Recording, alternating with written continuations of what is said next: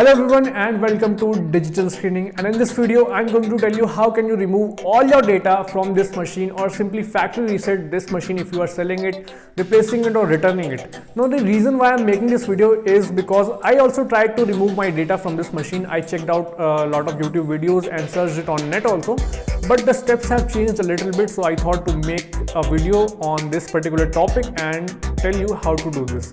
So I request you to watch the video till the end because all the steps are very important, and if you miss a single step then you won't be able to delete your data from this machine. So let's jump into it.